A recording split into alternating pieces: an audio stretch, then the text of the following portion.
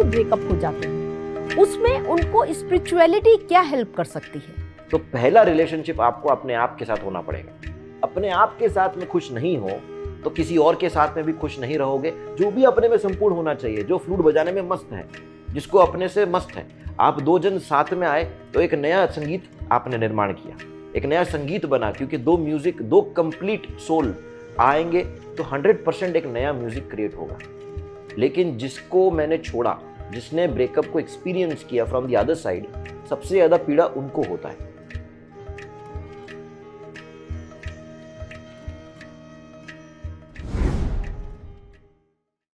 Hello friends, नमस्ते। PMC में आप सबका स्वागत है।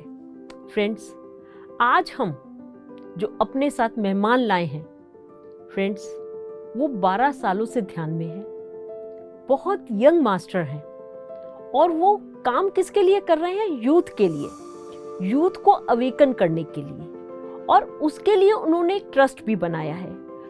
अवेकन यूथ का फाउंडर हैं, एंटरप्रेन्योर भी हैं, और काम क्या करते हैं? यूथ को, आजकल का यूथ कैसे अपने आप को अवेकन करे, कैसे जागरूक करे, उसके लिए क्या क्या करना चाहिए, ये सब काम हमारे साहिल जी करते हैं। आइए मिलकर उनका स्वागत करते हैं। साहिल जी नमस्ते, पीएमसी में आपका बहुत बहुत स्वागत है। बहुत बहुत नमस्ते आपको भी Vibha ji. I am really happy to be here and बहुत खुश हूँ मैं यहाँ पर आके आपके साथ कुछ समय बिता सकूँ और अच्छी अच्छी बातें कर सके, and really happy to be here. Thank you. तो साहिल जी, मैं आपसे जानना चाहती हूँ कि आपके पास यूथ बहुत आता है, तो वो हम देखते हैं कि उनके पास बहुत सारे प्रश्न रहते हैं। ब्रेकअप हो गया, अभी तो एक रिलेशनशिप स्टार्ट करा और बहुत मन से स्टार्ट करा, पूरा सोच समझ के। एक तो आजकल जहाँ तक मैं समझ पाती हूँ, जब हमारा समय था और आज के समय में डिफरेंस है। पहले इतना सोचा नहीं जाता था, आजकल बहुत सोच समझ कर सब कुछ होता है। पर फिर क्यों ब्रेकअप हो जाते हैं? उसमें उनको स्पिरिचुअलिटी क्या हेल्प कर सकती है? बिल्कुल, आई थिंक आपने ये प्रश्न से शुरुआत किया बिकॉज आई थिंक आजकल सबसे ज़्यादा प्रॉब्लम, आई थिंक जितना मैं विटनेस करता हूँ, जितने भी यंगस्टर्स से मैं डील करता हूँ, बात करता हूँ, आई थिंक घूम फिर के ऑल द प्रॉब्लम्स जो अंदर तक हमें अफेक्ट करती है, विच इज़ जनरली वो रिलेशनशिप को लेके ही रहती है। किसी का ब्रेकअप हो गया, कोई किसी को मान नहीं रहा है, कोई किसी को प्रपोज कर दिया लेकिन उसने हाँ नहीं भरा है। इन सारी चिंताएं आजकल, I think what I have witnessed, जो मैंने विटनेस किया है युवाओं में, सबसे ज़्यादा उन्हें गहरी चोट उन्हें रिलेशनशिप से, ब्रेकअप से होता है, जिसकी वजह से उनकी हर पहलू में उनकी ज़िंदगी हिल जाती है। तो आई थिंक हमें ये चीज़ जानना ज़रूरी है कि आज के समय पे हर इंसान के, अब मैं भी युवा हूँ, I am also just 31 right now. मेरा भी जर्नी 21 ईयर्स से, 21 साल से ध्यान की जर्नी शुरुआत हो गई थी। तो आत्म की यात्रा 21 साल से शुरुआत हो गई थी। तो उस समय मैं भी देख पाता था कि कैसे हम संबंध में आते हैं और बहुत गहरी तरीके से हम इन्वॉल्व हो जाते हैं एक रिलेशनशिप में, और फिर वो अगर हमसे छूट के चली जाती है तो ऐसा लगता है कि हमारे ज़िंदगी से सब कुछ चला गया, समाप्त हो गया, ऐसा लगता है कि ज़िंदगी खत्म। तो this is the feeling which we all carry sometime, somewhere in our life, sometime. जब ये होता है ऐसा, तो हमें ये समझना है कि पहली बात तो ये बहुत ही आम सी बात है। आई थिंक ऐसा एक भी इंसान आज के समय में, कोई भी युवा नहीं होगा जो ब्रेकअप को एक्सपीरियंस नहीं किया होगा, जिसने डिनायल को नहीं एक्सपीरियंस किया होगा, जिसके लाइफ में ये हुआ ही होगा। तो it is a very common part of the 21st century, the kind of life we are living right now. हम सब घुल मिल के जी रहे हैं, तो कहीं ना कहीं मन आ जाता है, दिल आ जाता है, और कुछ समय बाद दिल चला भी जाता है। इट इज़ फर्स्ट थिंग को हमको ये समझना है कि ये नेचुरल सी बात है, ये नॉर्मल सी बात है, ये आपके ज़िंदगी में आएगी। आपके साथ कोई दुर्घटना नहीं हुआ है, ये आम घटना है। पहला चीज़ तो इसे हमें ये कैजुअल ले लेना है कि भैया it's okay if somebody has gone away from, number 1। साहिल, इसमें मेरे को एक प्रश्न आ रहा है। आपने कहा कि रिलेशनशिप में आते हैं और चले जाते हैं, तो इतनी जल्दी आना और जाना ये भी क्यों होता है? मतलब हमारे समय में हम अपनी बात करते हैं, आप अपनी बात करते हैं, हमारे यहाँ आ गए तो आ गए, चले गए तो चले गए, पर आजकल के समय में इतनी जल्दी जल्दी आना और जाना क्यों होता है? इसके पीछे क्या कहीं कुछ दिमाग में कुछ चलता रहता है या क्या है कारण? देखिए, सीधी बात है, जिस तरीके से समय जा रहा है, आप लोग के समय पे 3-3 घंटे की मूवी निकलते थे, आजकल 1-1 मिनट का रील चलता है, वो भी आदमी देखना नहीं चाहता है, उसको भी आदमी स्वाइप अप करते जा रहा है। ठीक है, आजकल ऐप आ गए हैं, ऐप में लोग लेफ्ट राइट करके रिलेशनशिप्स में जा रहे हैं, तो things are totally different now. पहला चीज तो हम लोग का ठहराव जो पहले रहता था, जिस तरीके से आप लोग के समय पे 3 घंटे की मूवी, उसमें बहुत ज़्यादा ट्रांजिशंस भी नहीं रहता है, एक सिंपल सा मूवी चल रहा है, सिंपल सा स्टोरी है, वो 3 घंटा बैठ के देख लेते थे। लेकिन आज के टाइम पे जब तक थोड़ा सा तड़क भड़क गैलेक्टिक चीज़ें नहीं हो रही हो, कोई कहीं से कोई सुपर हीरो नहीं आ रहा हो, वी आर सो मच, हम लोग को इतना, हम माइंड से इतना हमें यूज टू हो गए हैं कि हमें कंटिन्यूस स्टिमुलेशन मिले। Continuous stimulation is actually the word, जो हमें कंटिन्यूसली कोई चीज़ बहलाते रहे। पहले तो ठीक है, आपने एक रिलेशनशिप में आया, उसमें आपने जैसा भी है उसे स्वीकार किया, उसके साथ जिंदगी निकाल लिया। आज के समय पे ऐसा लगता है कि जो बंदा हमारे साथ आए, या बंदा या बंदी हमारे लाइफ में आए, वो हमें कंटिन्यूस बहलाते रहे, कुछ ना कुछ करते रहे, कोई ना कोई सरप्राइजेस करते रहे, कोई ना कुछ इवेंट्स होते रहे। Every day should be an extraordinary day, because हमारा जिंदगी वैसा हो गया। हम फोन देखते हैं, हमें सब चीज एक्स्ट्रॉर्डिनरी दिखता है, तो वी एक्सपेक्ट एक्स्ट्रॉर्डिनरी, हमारा एक्सपेक्टेशंस अब एक्स्ट्रॉर्डिनरी हो गया है। तो उस कारण हर आदमी, कोई ये एक्सपेक्टेशंस को मीट नहीं कर सकता है, कोई भी नहीं मीट कर सकता है। उसी कारण डिसअपॉइंटमेंट होती है। डिसअपॉइंटमेंट होते ही हमको लगता है कि बस डिसअपॉइंटमेंट हुआ, चलो आगे निकलो, कोई और आगे मिलेगा। But obviously that is not the right way, that is not the ultimate way. हमें समझना पड़ेगा कि इसमें भी हमारे माइंड, हमारे मानसिक स्थिति कैसे प्ले करती है हमारी लाइफ के साथ में, even in decisions of our relationship. इसके अंदर जैसे आपने ये सब कुछ समझाया मुझे, तो इसके अंदर हमको क्या हेल्प क्या करता है इस सिचुएशन से निकलने के लिए? अगर सपोज मैं आज अपनी बात कर लेती हूँ, मैं किसी रिलेशनशिप में आई और फिर वो ब्रेकअप हो गया, या मैं उससे फेडअप हो गई और मैंने ब्रेकअप करके मैं आगे निकल गई, मैं पार्टनर की बात नहीं कर रही, मैं आगे निकल गई, पर क्या कहाँ जाकर मुझे स्टेबिलिटी मिलेगी? मैं कब स्टेबल होना, कभी तो चाहूंगी या नहीं चाहूंगी? और इसके अंदर स्पिरिचुअलिटी या क्या मुझको हेल्प क्या करेगी, कहाँ, कैसे? तो पहला चीज तो सबसे ज्यादा पीड़ा उसको होता है जिसके साथ ब्रेकअप होता है। मैं आगे निकलने वाला तो चलो वो तो निकल गया, लेकिन जिसको मैंने छोड़ा, जिसने ब्रेकअप को एक्सपीरियंस किया फ्रॉम द अदर साइड, सबसे ज्यादा पीड़ा उनको होता है। तो पहला चीज तो हमें, if we want to address them, हम उनको अगर समझाना चाहे तो हमें ये जानना है कि देखो, जब तक हम अपने अस्तित्व को दूसरों पे निर्भीत करेंगे या डिपेंड करेंगे या पूरी तरीके से उन पे उतारेंगे, तब दूसरे के जाने से हमारा अस्तित्व खत्म हो जाएगा। हमें ऐसा ही महसूस होता है। तो हमें अपने आप पे स्थित होना है, अपने आप के ऊपर में अपने ऊर्जा को केंद्र करना है और अपने आप पे ध्यान देना है। जब आपका ध्यान आपके ऊपर होगा, जब आप अपने आप को विकास करने की सोचेंगे, तभी जाके आप संपूर्ण महसूस करेंगे, चाहे दूसरा आपके साथ रहे या ना रहे। ये एक स्थिति में हर इंसान को पहुंचना बहुत जरूरी है, क्योंकि नो मैटर आपके लाइफ में ब्रेकअप हो ना हो, एक रिलेशनशिप में, किसी भी रिलेशनशिप में अगर आपको सही तरीके से उसमें अंदर अगर प्रवेश करना है, तो पहला रिलेशनशिप आपको अपने आप के साथ होना पड़ेगा। पहला संबंध आपका आपके साथ होना पड़ेगा। पहला कंपेनियन आपको अपने आप को बनाना पड़ेगा और आपको अपने आप के साथ मजा आना चाहिए। अगर आप अपने आप के साथ में खुश नहीं हो, तो किसी और के साथ में भी खुश नहीं रहोगे और आगे वाले को भी खुश नहीं रहने दोगे। तो अगर आप अपने आप के साथ खुश रहना सीख गए, if you know how to be happy with yourself, अपने आप को इतना मस्त बनाओ, अपने आप को इतने मजेदार बनाओ कि तुम अपने में ही स्वयं संपूर्ण हो। तो I as a personality also live like that. मैं अगर मैं एज अ पर्सनैलिटी अपने आप पे बहुत वर्क करता हूँ, अपने आप पे ही वर्क करता हूँ मेजरली, क्योंकि दूसरों को आप बदल नहीं सकते, अपने आप को आप बदल सकते हो। तो अपने आप को एवरी डे फाइन ट्यूनिंग, पत्री जी बोलते हैं फाइन ट्यूनिंग करना चाहिए, हर दिन अपने आप को फाइन ट्यूनिंग करना चाहिए और अपना ध्यान अपने आप पे होना चाहिए। हमें लगता है कि भाई पूरा जिंदगी मेरा उसने ही ले गया, गाने भी हम ऐसे बनाते हैं आजकल बॉलीवुड में कि भाई दूसरा ही जिंदगी बन गया, तो ये असत्य है। This is not the right way to love. उससे प्यार भी नहीं निकलेगा, उससे बस मोह होगा लेकिन प्यार नहीं होगा। अगर सच में किसी को प्यार करना है तो पहले स्वयं को प्यार करना सीखना है, तभी हम खुल के किसी और को प्यार कर सकते हैं।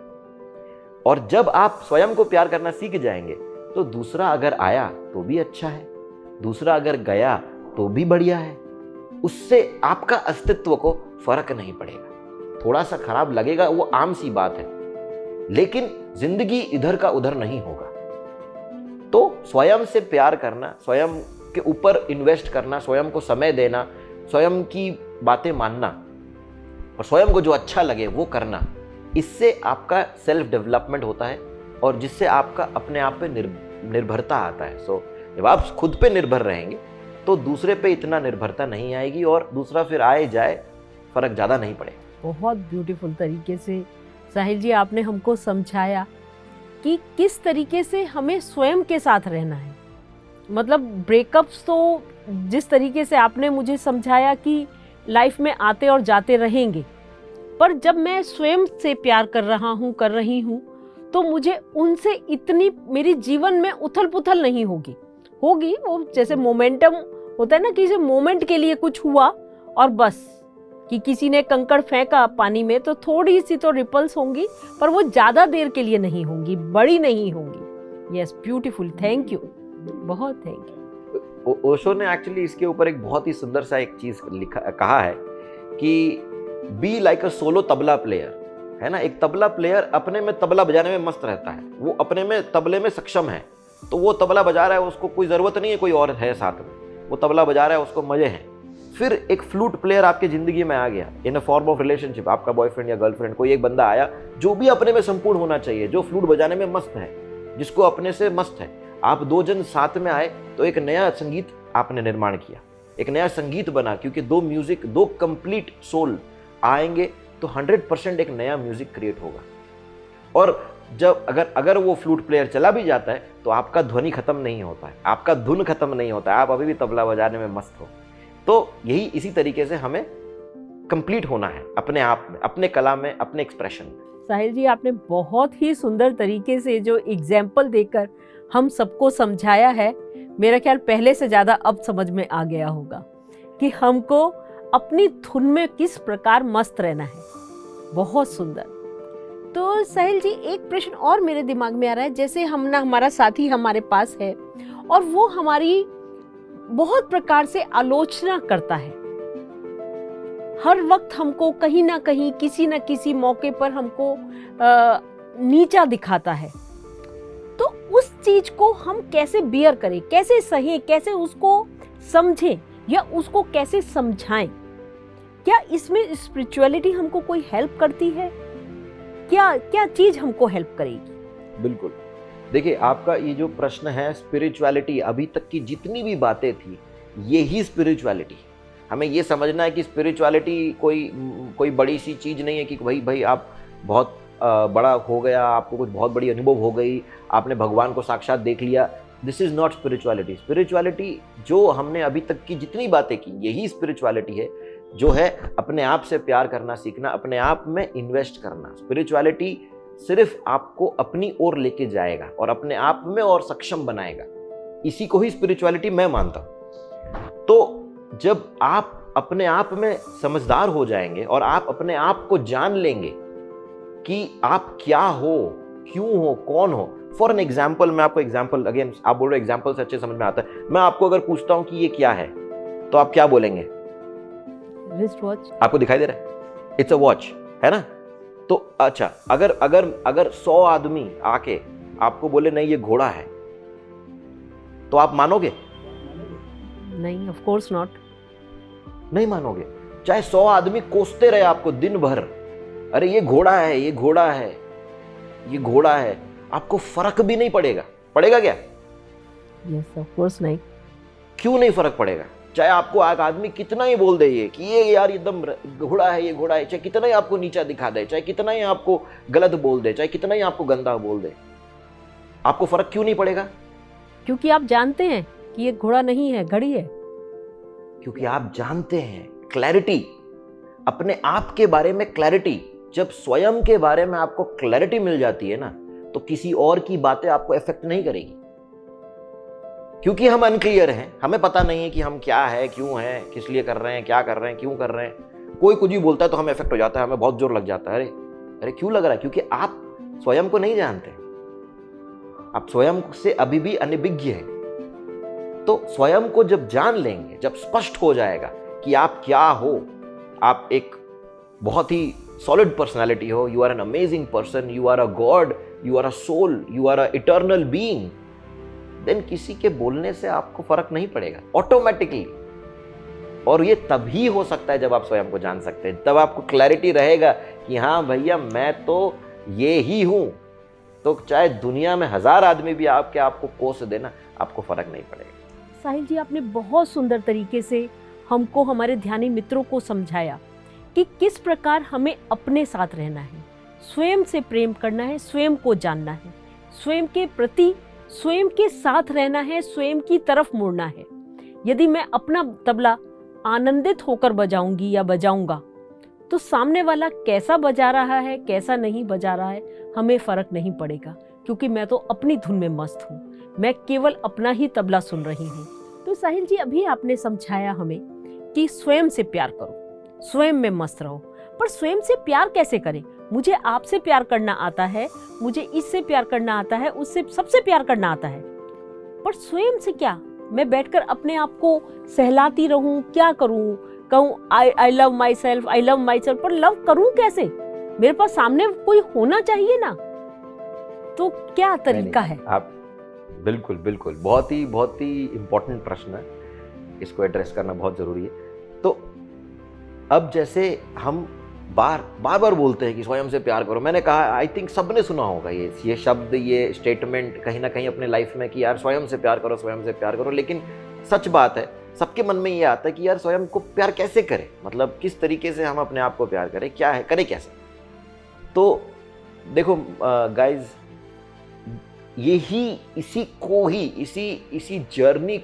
इसी जर्नी ऑफ सेल्फ लव को स्पिरिचुअलिटी कहते हैं। और उसी में ध्यान जो चीज है, बहुत ही मूल्यवान टूल है, शस्त्र है आपकी जिंदगी का। प्यार जो चीज है ना, प्यार भी क्या है? एक इमोशन है।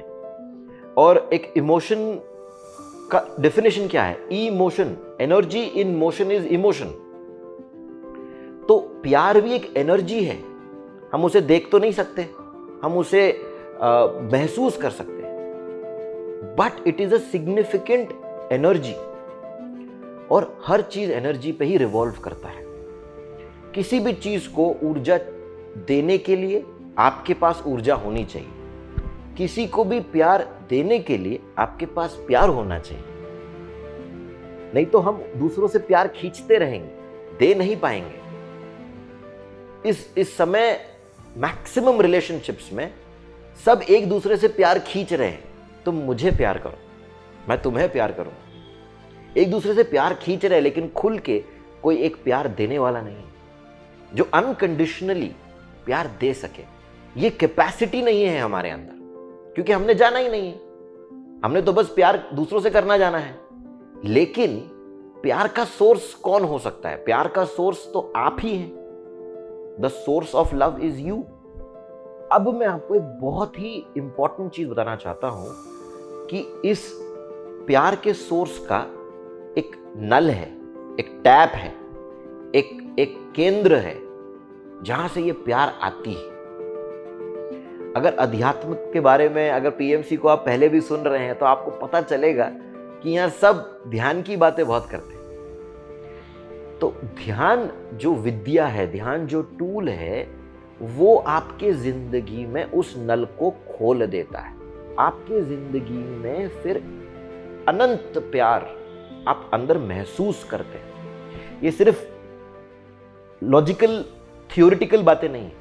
जब आप सही मात्रा से, सही तरीके से आप ध्यान में बैठेंगे तो आपको इतना प्यार महसूस होगा, इतना संपूर्णता महसूस होगी जो आपको कोई और महसूस नहीं करा सकता है। यही संपूर्णता हम बाहर खोज रहे हैं। हमें लग रहा है कि वो इंसान हमको संपूर्ण कर देगा, लेकिन सत्य, जो परम सत्य है, जो विच इज अ फैक्ट, सत्य मतलब fact, not some presumption, it is a fact कि आपको संपूर्ण सिर्फ आप कर सकते हैं। और आप कैसे कर सकते हैं? ध्यान के माध्यम से कर सकते हैं। मैं मेरे जिंदगी में संपूर्ण महसूस करता हूं, और वो कैसे महसूस करता हूं? क्योंकि मैं ध्यान करता हूं। उस ध्यान में जब मैं आंख बंद करता हूं और जब ऊर्जा बहती है नीचे, तो मैं प्यार से भर जाता हूं। तब मुझे प्यार की जरूरत नहीं है। प्यार पाना मेरे लिए नीड नहीं है। प्यार ही एक अबंडेंस है मेरे जिंदगी में जो मैं बांट सकता हूं। तो दोस्तों, सेल्फ लव का जर्नी एक स्पिरिचुअल जर्नी, वो एक दिन में नहीं होगा। It is a journey, it is a journey जो आपको स्वयं लेनी पड़ेगी। और उसका शुरुआत, बहुत ही सही शुरुआत होगा ध्यान से। अगर आप ध्यान करना चालू कर दे तो प्यार का नदी, प्यार का नलका आपकी जिंदगी में परमानेंटली खुल जाएगा। बहुत सुंदर। तो फ्रेंड्स, हमने जाना कि प्यार कैसे किया जाए, प्यार स्वयं से कैसे किया जाए, और इस नल को अपने ऊपर खोलने के लिए हमें करना क्या है? केवल ध्यान। जब हम ध्यान करने लगते हैं तो हम अपने आप में संपूर्ण हो जाते हैं। हम स्वयं में प्यार बन जाते हैं। हमारे को कहीं दूसरा जन नहीं चाहिए, कोई दूसरा सामने नहीं चाहिए। फिर हम स्वयं प्यार की एक मूर्ति बन जाते हैं। तो साहिल जी, मैं आपसे ये जानना चाहती हूँ कि मैंने जीवन में जितने भी ब्रेकअप्स देखने से थे, देख लिए, उनसे जो लेसन्स लेने थे वो भी ले लिए, पर अब मुझे अपनी लाइफ में स्टेबिलिटी चाहिए, तो एक आदर्श साथी चाहिए। उसकी तलाश अब कैसे करूं? वो कैसे मुझे मिलेगा? कैसे पहचानूंगी मैं उसे? बिल्कुल। तो हम सबको लाइफ में एक पार्टनर की ज़रूरत महसूस होती है। आई थिंक एक समय आता है, एक उम्र आता है, उसके बाद लगता है हमारा मैक्सिमम टाइम और एनर्जी इसी में चला जाता है कि हम कैसे, where can I find the right partner, कैसे मैं अपने एक सही साथी को अपने ज़िंदगी में चुनूं, which is a very natural thing, जो हमारी प्राकृतिक स्वभाव है। क्योंकि हमें लोगों के साथ घुल मिलना, ये हमारा प्रकृति है। तो ये तो होना ही है और होना चाहिए भी। हमें लोगों से घुलनी चाहिए, मिलनी चाहिए, इस प्यार को बांटने का मौका चाहिए। तो हमें जितने लोगों से हम प्यार बांट सके उतनी बांटनी चाहिए। लेकिन जहां तक की बात है एक लाइफ पार्टनर की, अब उसे कैसे चुने हम, उसे कैसे पकड़े, उसका क्या लिस्ट बनाएं कि ये क्वालिटीज होनी चाहिए, ये क्वालिटीज नहीं होनी चाहिए। How do I create and find the ultimate partner in life?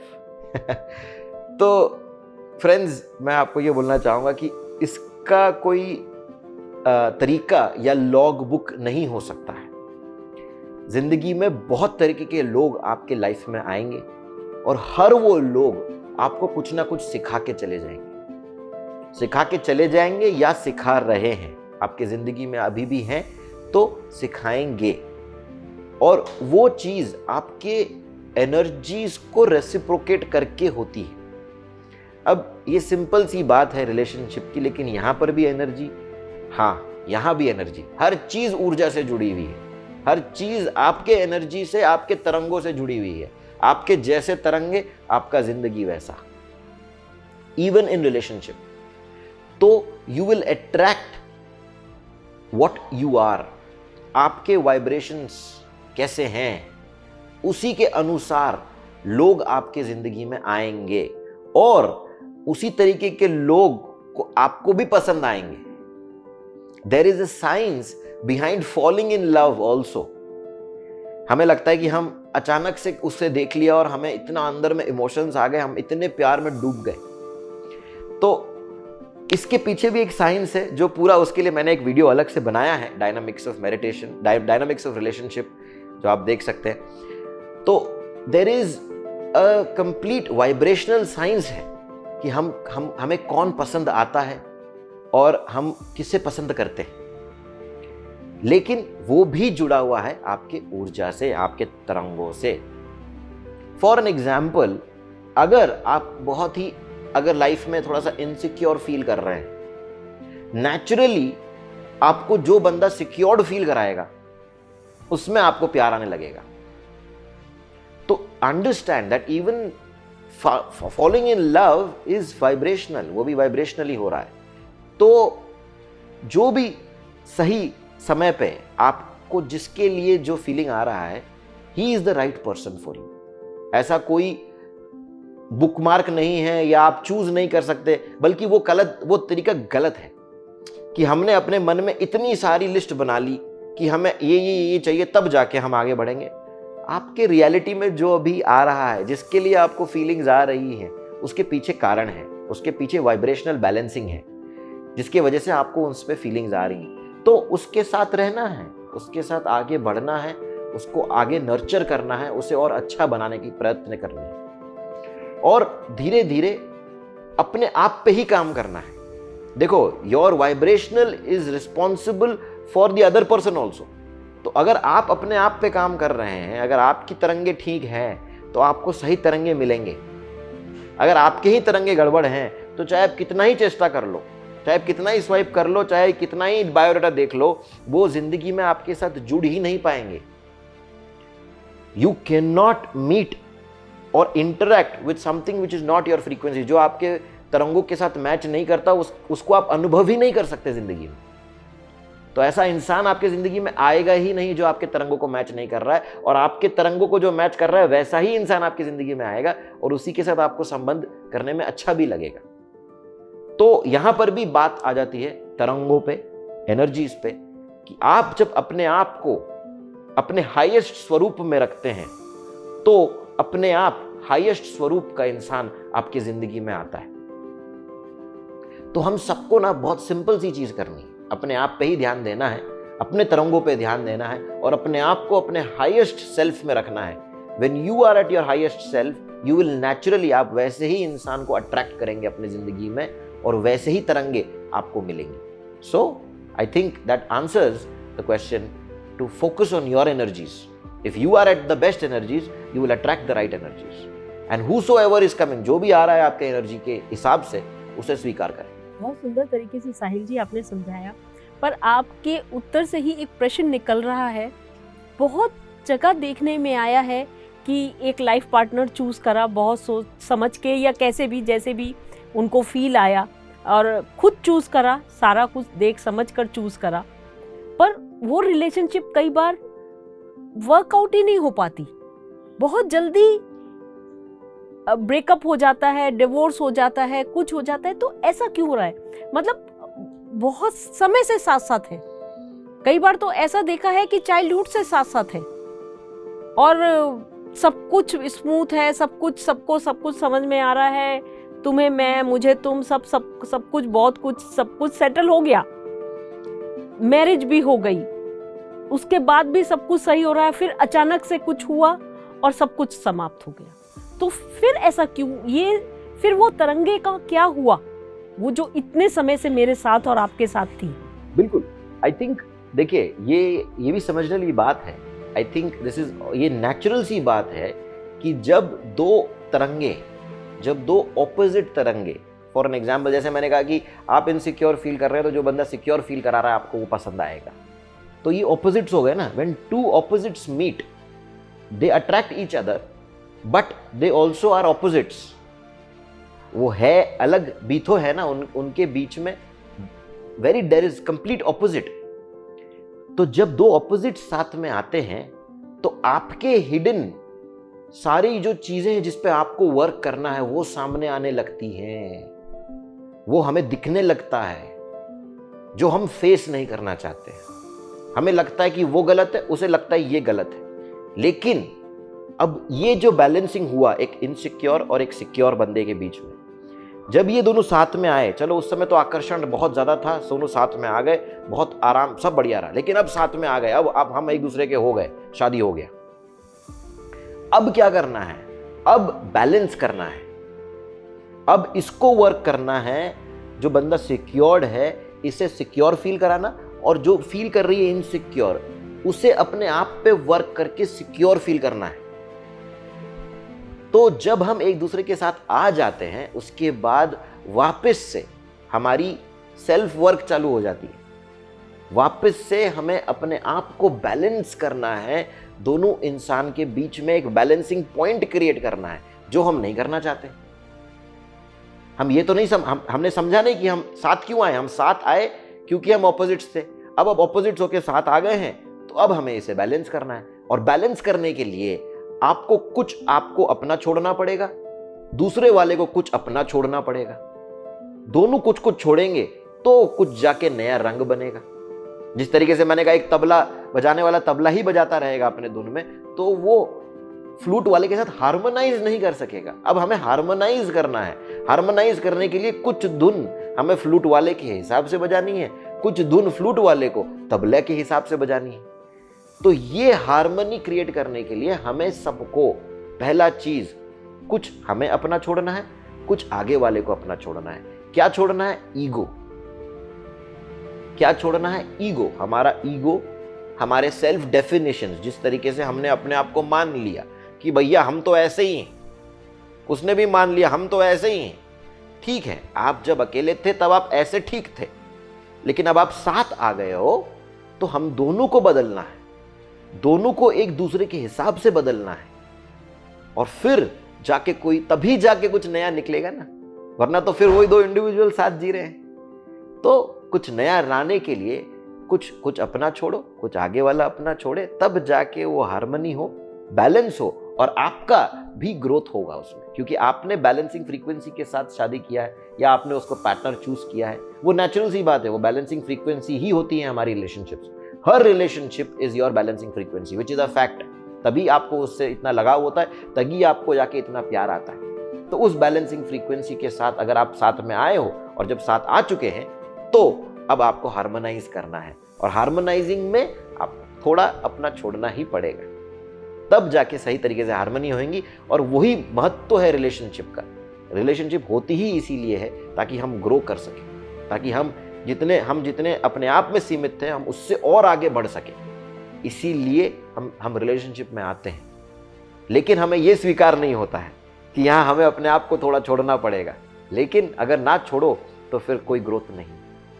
So be willing. Relationship में जाने के पहले ही आप तैयार रहिए कि कुछ हमें अपना छोड़ना पड़ेगा, और उसी को ही बोलते हैं रिलेशनशिप, उसी से हम ग्रो करेंगे। बहुत ही प्यारे तरीके से साहिल जी आपने हमको समझाया कि रिलेशनशिप जब एक बार बन जाती है कैसे तो बनानी है, और जब बना लेनी है तो उसे कैसे निभाना है। फ्रेंड्स, आप समझ गए होंगे कि ये बच्चों का खेल नहीं है, पर ये बड़ों का खेल भी नहीं है। ये खेल है ही नहीं। इसे हमें परिपक्वता से जीना है, समझना है। मैं यदि तबला बजा रही हूँ तो आपका बांसुरी भी मुझे सुनना है, उसके साथ हार्मनी बनानी है, और बांसुरी वाले को मेरे साथ तबले की हार्मनी बनानी है। तो साहिल जी, मैं आपसे ये जानना चाहती हूँ कि जनरली ये देखा गया है आजकल के समय में कि माता पिता और उनके बच्चों के साथ जो कम्युनिकेशन गैप बहुत आ जाता है। जो वो चाहते हैं बच्चे नहीं करते, बड़े जो चाहते हैं वो बच्चे नहीं करते, और बच्चे जो चाहते हैं वो बड़े नहीं समझ पाते, और उसकी वजह से दोनों के बीच में गैप इतना ज्यादा हो जाता है कि जैसे नदी के दो किनारे जो कभी आपस में मिलते ही नहीं। तो इन किनारों को कैसे मिलाया जाए, कैसे संभव है इनको मिलाना? माता और पिता और बच्चों के बीच में सबसे बड़ी बाधा क्या है? सबसे बड़ी बाधा आती है, जो आप बोल रहे हैं, एक दो किनारों हो जाती है, that is the generation gap. हम आपके समय में जो चीजें होती थी और अब के समय में जो चीजें होती हैं, उसमें जमीन आसमान में अंतर है। जिस तरीके से आप ही खुद बता रहे थे कि आपकी जिंदगी में, आपके समय में एक इंसान आपके जिंदगी में आता था, उसी के साथ हम जिंदगी निकाल देते थे। लेकिन आज के समय में वो चीज़ संभव नहीं है, वो चीज़ नहीं हो पा रहा है, नहीं होता है, क्योंकि हम सब इतनी कनेक्टेड हैं, हम सब इतने जुड़े हुए हैं कि हमें संबंध में आने में समय नहीं लगता है। पहले आप लोग आइसोलेटेड थे, कोई फ़ोन नहीं था, मोबाइल्स नहीं थी।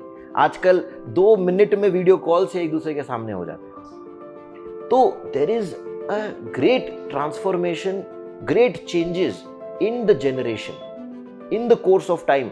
हम विश्व परिवर्तन की ओर जा रहे हैं, फोटोन बेल्ट आया हुआ है पृथ्वी में, तो चीजें अलग ही लेवल में विकसित हो रही हैं। ऐसा स्पीड ऑफ एवोल्यूशन हमने आज तक नहीं अनुभव किया जो हम अब अनुभव कर रहे हैं। क्या हो रहा है?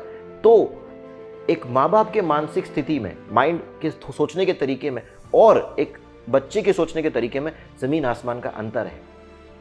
उसका लाइफस्टाइल में, जिंदगी में, लाइफस्टाइल में भी जमीन आसमान की अंतर है। तो इतने डिफरेंसेस होने के बाद नेचुरल सी बात है कि हम दो अलग प्राणियां हो गए। इट्स लाइक वो एक बुक है, men are from Mars and women are from Venus. तो it's like that the same thing, parents are from a different planet, we exist in a different planet, क्योंकि इतना परिवर्तन हो चुका है जिंदगी में। तो अब कैसे मर्ज करें इसे? अब इतने दूर होके हम कैसे पास रहे, साथ रहे और मजे से रहे? तो अगेन इसमें भी दोनों जगह से काम करने की जरूरत है और दोनों को यह समझना जरूरी है कि आप, because of the generation gap, एक युवा को, पहले मैं अपने आप की बात करता हूं कि मैं एज अ युवा, मैं एक्सपेक्ट करूं कि मेरे माता पिता मुझे पूर्ण तरीके से समझ जाए, तो ये रॉन्ग एक्सपेक्टेशन है।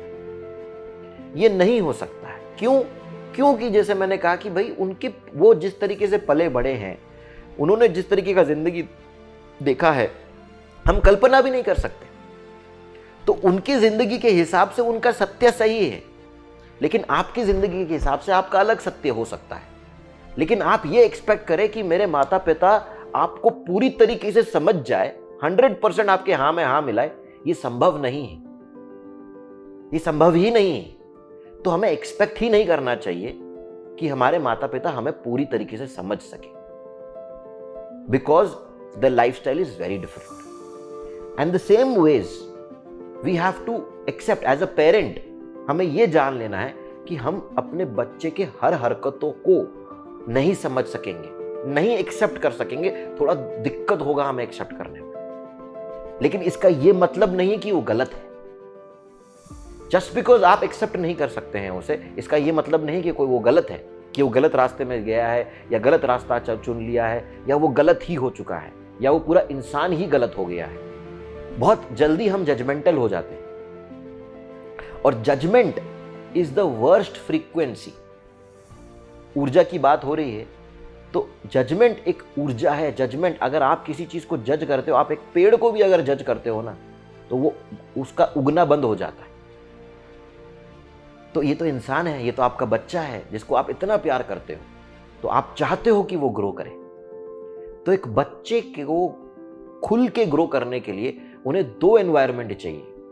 दो एनवायरनमेंट, अगर ये दो एनवायरनमेंट आप क्रिएट कर सकते हैं, जैसे कि हर पेड़ को धूप और पानी चाहिए, वैसे हर बच्चे को दो एनवायरनमेंट चाहिए। एक तो नॉन जजमेंटल, उसके माँ बाप उसको जज ना करें, तो उसके लिए बहुत वो सांस ले पाता है खुल के। और दूसरा, ज्यादा एक्सपेक्टेशंस का बोझ ना दे। ये दो चीजें अगर आप ना करें तो एक बच्चे को आप, उससे अच्छा बच्चे के लिए कुछ नहीं कर सकते। उससे अच्छा बच्चे के विकास के लिए, ग्रोथ के लिए आप कुछ नहीं कर सकते। Just create a space of non judgement and non expectations. इतना अगर आप कर सकते हैं तो ऑटोमेटिकली बच्चा ग्रो करेगा, बच्चा खुल के आपको हर बात शेयर करेगा और आपके बीच में एक ब्यूटीफुल हार्मनी क्रिएट होगी। आप खुद देखेंगे कि बच्चा खुल के आपसे बात कर पा रहा है, बच्चा आपको खुल के कुछ भी बता पा रहा है और आपके बीच में एक संबंध फिर दोस्ती का हो जाता है। तो ये बहुत बड़ी बात है और बहुत मूल्यवान बात है। पत्री जी शुरू से ही बोलते हैं, there is only one science of relationship, that is friendship. Exactly, friendship. तो हमें अपने माँ बाप के साथ दोस्ती बनाने की प्रयत्न करनी है एज अ युवा, विदाउट एक्सपेक्टिंग कि they can understand everything. But parents also should try to become a friend, genuine friend. और एक फ्रेंड कैसे बनता है? एक फ्रेंड का स्वभाव ही यही है कि वो जज नहीं करता, एक्सपेक्ट नहीं करता, इसीलिए वो दोस्त है मेरा। तो क्या आप अपने बच्चों के दोस्त बन सकते हो? और दोस्त हम कैसे बने उसका भी उपाय है, सिंपल, डोंट जज, डोंट एक्सपेक्ट। आप दोस्त अपने आप बन जाएंगे अगर ये दो चीज आप नहीं करते। And for a child I would say, for a youth I would say, we should not expect, हमें एक्सपेक्ट नहीं करना चाहिए कि हमारे माँ बाप हमें पूरी तरीके से समझे। जितना समझे उतना काफी। आप समझाने की चेष्टा करो, लेकिन अपने आप में भी स्थित रहना सीखो। अपने इंडिविजुअलिटी में आप स्थित रहना सीखो, तो अपने आप आगे बढ़ोगे। और always have gratitude for your parents. आपके माता पिता के लिए ग्रैटिट्यूड रखें, कोई भी ग्रज ना रखें अंदर में, क्योंकि उन्होंने जो कुछ उन्होंने आपके साथ किया है वो शायद उनके साथ घटा है, उनके साथ भी वो सारी चीजें हुई हैं, इसीलिए उन्होंने आप पे ट्रांसफर किया है। उसको अंदर रख के, उसको ग्रज बना के जीने में ना आपका फायदा है ना उनके लिए फायदा है। Forgive, forget and have gratitude, इसमें आपका फायदा है। जब आप खुल के, फिर एक वाइब्रेशनली क्लियर हो जाएगा वहां पर एयर, तो आप भी खुल के मम्मी पापा के साथ बात कर सको, उनसे शेयर कर सकोगे और आपके बीच का बॉन्ड बहुत अच्छा हो जाए। तो दिस इज हाउ मैंने, और ये सब चीजें मैंने प्रैक्टिकली अनुभव किया है। मेरे भी माता पिता थे, मैंने भी एक ऐसा रास्ता चुना जो बहुत अलग था दुनिया की नजरों में, दुनिया की नजरों में बहुत अलग था। एक बार उनको लगा कि कहाँ क्या कर रहा है, क्यों कर रहा है, किस लिए कर रहा है, लेकिन मैं क्लियर था अपने रास्ते के बारे में, मुझे पता था मैं क्या कर रहा हूं और मैं क्यों कर रहा हूं। तो मैं हटा नहीं, मैं दबा नहीं, मैं किया जो मुझे करना था। और जब वो फल उसका मिला, तब घर वाले अपने आप खुश हो गए कि देखो क्या फल निखर के आया। इसने जो भी रास्ता चुना, इस तरीके से आप जो भी रास्ता चुनते हैं, हो सकता है आपके माता पिता के लिए अलग हो, लेकिन उसमें जुड़े रहो और उसे संपूर्ण करो। उसका जब फल आएगा तब अपने आप माता पिता को तो वही जरूरत है ना, वही चाहिए, वही खोज रहे हैं। जब फल देखेंगे तो वो अपने आप वो चुप हो जाएंगे, अपने आप उन्हें आनंद आने लगेगा और अपने आप वो खुशी से आपको आके गले लगाएंगे। तो डरे ना, जो करना है वो करे, और माता पिता को लेके कोई भी ग्रज अपने अंदर ना रखे। फॉरगिव, फॉरगेट, एक्सेप्ट देम, क्योंकि उनके साथ भी जिंदगी में बहुत कुछ घटी है जो आप सोच भी नहीं सकते। हमें तो बहुत आसान जिंदगी मिला है, तो उन्हें एक्सेप्ट करें, जैसे हैं वो वैसे हैं, उनसे वैसे एक्सेप्ट करते हुए उनके साथ रहना है। तो हमें एक्सेप्टेंस लाना है, हमें भी नॉन जजमेंट लाना है अपने अंदर में उनके प्रति, और उन्हें प्यार से एक्सेप्ट करना है। तब देखिए दोनों जगह से जब ये बातें होने लगेगी तो हार्मनी वहां भी आ जाएगी। बहुत सुंदर, बहुत सुंदर साहिल जी, आप हमको समझा रहे हैं युवाओं के विषय में। हम भी कभी युवा थे, पर अब जो युवा है उसको समझने के लिए मुझे बहुत अच्छे तरीके से आपने एक मूवी दिखा दी, समझा दिया कि किस तरीके से इस युवा को समझना है। इतना जितना कठिन हम समझते थे शायद उतना कठिन नहीं है, केवल कुछ उन तरंगों पर काम करना है जो उधर से आ रही हैं, और एक अच्छी तरंगे हमें उनको देनी है। तो काम सरल है, उसे कठिन कर देते हैं हम लोग अपनी ही तरंगों से।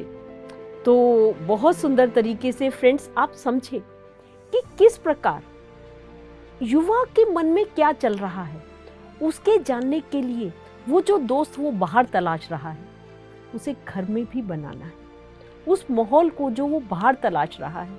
तो आइए उनसे एक सुंदर सा प्यारा सा क्रिस्प सा मैसेज और लेते हैं अपने ध्यानी मित्रों के लिए। तो साहिल जी आपसे एक प्रार्थना है, एक बहुत प्यारा सा मैसेज हमारे ध्यानी मित्रों के लिए आप दीजिए, हमारे युवा मित्रों के लिए दीजिए। तो दोस्तों, all my friends, family, parents and young people, my friends, how I would like to tell कि देखो, सब चीज़ जैसे आपने इस एपिसोड में समझा होगा, सब चीज़ आपके तरंगों से जुड़ा हुआ है, आपके एनर्जी से जुड़ा हुआ है, आपके ऊर्जा से जुड़ा हुआ है, आपके विचारों से जुड़ा हुआ है। ऊर्जा कहाँ से प्रकट हो रही है, ऊर्जा को कौन रंग दे रहा है? ऊर्जा को सारे रंग आपके विचार दे रहे हैं, और हमारे विचार ही हमारे काबू में नहीं। तो हमें ये समझना है कि तरंगों को अगर हम संभाल लिए, हम अपने विचारों को अगर संभाल लिए, तो अपने जिंदगी को संभाल लिए, अपने रिलेशनशिप्स को संभाल लिए, अपने पार्टनर्स को संभाल लिए, अपने माता पिता को संभाल लिए। हर चीज आपसे, आपके तरंगों से कितना जुड़ा हुआ है। तो सिंपल सी बात है, जाहिर सी बात है कि हमें अपने तरंगों पे ध्यान देना है। उसी का नाम ध्यान है। जब हम आंख बंद करके कुछ पल अपने सांसों के साथ रहते हैं, अपने आप सारे तरंगे धीरे हो जाते हैं, अपने आप सारे तरंगे शांत हो जाते हैं, और जो तरंग, जो वाइब्रेशन, जो फ्रीक्वेंसी आपका नेचुरल है, आपका प्राकृतिक है, वो तरंगे चलने लगती है। तो हम सबको अपने मूल तरंग में, अपने मूल वाइब्रेशन में, अपने नेचुरल प्राकृतिक स्वभाव में उतरना है। तो थोड़ा सा समय निकालिए अपने लाइफ में और ध्यान को प्रैक्टिस करिए, ध्यान के विद्या को एक्सपीरियंस करिए और अपने जिंदगी को कॉन्शियसली चेंज करने का एफर्ट डालिए।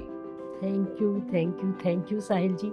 बहुत ही सुंदर सब कुछ आपने समझाया और लास्ट मैसेज भी बहुत प्यारा था। तो फ्रेंड्स, आप समझे होंगे कि किस प्रकार हमें अपने जीवन को जीना है, कैसे अपने साथी को चुनना है, कैसे अगर जीवन में ब्रेकअप्स आ जाएं तो उनको कैसे लेना है, उनको कैसे डील करना है, स्वयं से प्यार कैसे करना है, क्या विधि है स्वयं से प्यार करने की, अपने आप में अपने तबले को कैसे बजाकर खुश होना है, कैसे साथ में बांसुरी के साथ खुश होना है।